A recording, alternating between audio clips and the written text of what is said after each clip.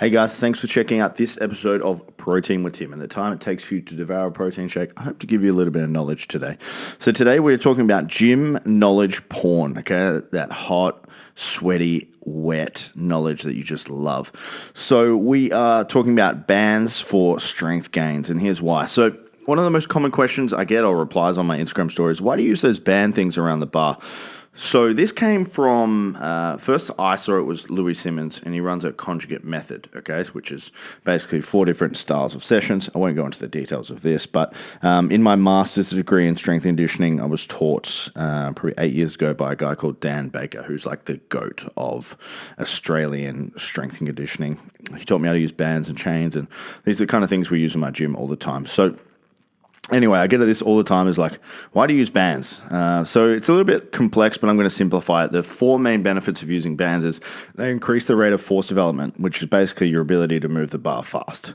They improve your sticking points in a lift. Say like get stuck in the hole on a squat at the bottom, that's a sticking point, or you get stuck halfway up or at the bottom on a bench press, that's a sticking point. So they help you work through those sticking points. Third reason here is they increase stabilization via recruiting the stabilizer muscles that may not be used as frequently. I hear this all the time, like when you're doing band back squats, people feel like they feel more stable. That's partly because the bands are pulling you towards the ground and giving you less wiggle room forward and back. But the other reason is it is activating the stabilizer muscles, which might not be used or recruited as frequently or as often as they could be. The fourth reason why they are beneficial is they alter the strength curve. They make it harder towards the end of a rep. So if you imagine you've got bands on a bench press, the further you go up, the harder the rep gets. So the rep is continually hard the whole way through. So some examples of how I use bands would be like sub-max training for 3 to 6 reps. You can use them for max effort for singles.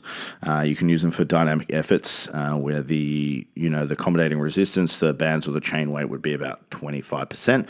Or you can do it with rep work as well. So generally how I use it is I would use it in an intensification block with my clients over a 3-week cycle towards the end of a 12-week program with lower repetitions, okay?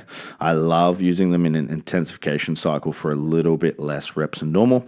So at the start of an intensification cycle, say we might be working at 80% 1RM, add some bands on, some light bands, and then we could progress the bands each week, or we could keep the same bands and progress the weights. So the main exercises I use band training with is back squat, front squat, deadlifts, bench press, and military press, okay? So I hope you got a little bit of knowledge about why I think you should use bands. If you want someone that knows what they're doing with band training, hit me up. I'd love to coach you. I'd love to program you. But other than that, if you've got any value from this episode, please share it with a friend.